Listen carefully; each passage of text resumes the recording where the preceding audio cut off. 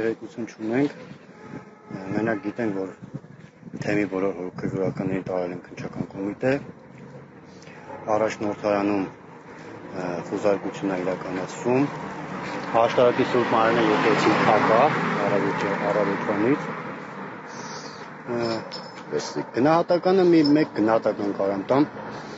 Քրիստոս ասում է տունը աղոթքի տուն պետք է կոչվի, ու մենք աշտարակի ժողովուրդը ու քրիստոնյաներս մեր օրը սկսում ենք եկեղեցում աղոթք անելով, ու այսօր առավոտյան փակ է եղել դռները։ Գնահատականս մեկն է, որ մեր բռնապետը հերթական անգամ հեգնում է Հայաստանում ապրող քրիստոնյաներին ու բոլոր հայ առաքելական եկեղեցու հոգևորականներին։ Ոչ մի հոգևորական հեռախոսին չի պատասխանում, անհասանելի են բոլորը, և սրան զուգահեռ բոլոր քահանաները այսօր ծես ունեն, հոգարկավորության ծեսեր ունեն, և բոլոր այդ հանգուցյալների